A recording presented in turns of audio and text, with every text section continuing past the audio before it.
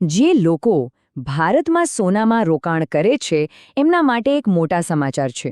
સરકારની જે popular scheme છે સોવરેન ગોલ્ડ બોન્ડ એટલે કે એસજીબી, એમાં ટેક્સને લઈને એક મોટો ફેરફાર થઈ રહ્યો છે.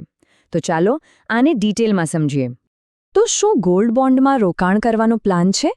જો હા, તો આ વાતને બરાબર ધ્યાનથી સાંભળજો, કારણ કે આ તમારા માટે બહુ જ કામની માહિતી છે. ખબર છે, એસજીબીનો સૌથી મોટો ફાયદો શું ગણાતો હતો? ટેક્સ બચત. પણ હવે એ જ મુખ્ય લાભ અમુક રોકાણકારો માટે બદલાઈ રહ્યો છે. તો 1 એપ્રિલથી સોવરીન ગોલ્ડ બોન્ડ્સ માટે એક નવો નિયમ લાગુ થવા જઈ રહ્યો છે. ચાલો જોઈએ કે આખરે આ નવો નિયમ છે શું અને તેની શું અસર થશે. જુઓ, આ જે નવો નિયમ છે ને, એ ખાસ કરીને એવા રોકાણકારોને ટાર્ગેટ કરે છે જેઓ એસજીબી સીધા સરકાર પાસેથી નથી ખરીદતા પણ સેકન્ડરી માર્કેટમાંથી ખરીદે છે, એટલે કે બીજા રોકાણકારો પાસેથી. હવે એમને જે નફો થશે એના પર ટેક્સમાંથી છૂટ નહીં મળે. આ ફેરફારને કારણે ટેક્સની ગણતરી હવે 2 રીતે થશે. તો ચાલો સમજીએ કે 1 એપ્રિલ પહેલાં શું હતું અને હવે શું બદલાઈ જશે. સિમ્પલ ભાષામાં કહું તો પહેલા નિયમ એવો હતો કે ભલે ગમે ત્યાંથી એસજીબી ખરીદ્યું હોય, જો એને મેચ્યોરિટી સુધી સાચવી રાખો તો નફા પર એક પણ રૂપિયો ટેક્સ નહોતો લાગતો. પણ હવે એવું નથી રહ્યું. એટલે હવે આ નવા નિયમને કારણે એસજીબીના રોકાણકારોને આપણે 2 કેટેગરીમાં જોઈ શકીએ. અને મજાની વાત એ છે કે બંને માટે પરિણામો બિલકુલ અલગ અલગ હશે. તો પહેલી કેટેગરી છે પ્રાઇમરી માર્કેટ રોકાણકાર.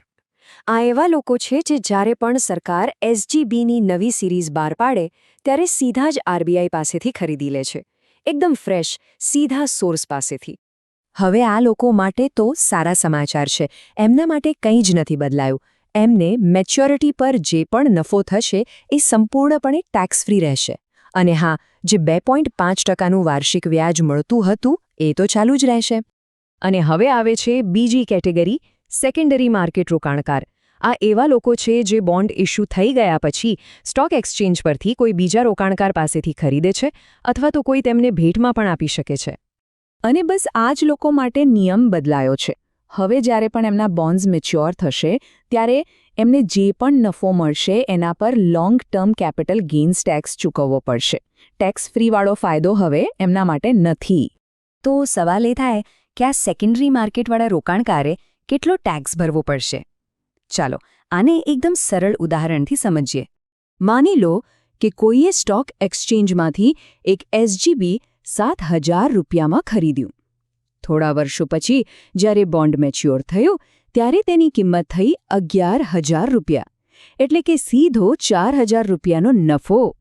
હવે નવા નિયમ પ્રમાણે આ 4,000 રૂપિયાના નફા પર long term capital gains tax લાગશે, જેનો દર છે 12.5%.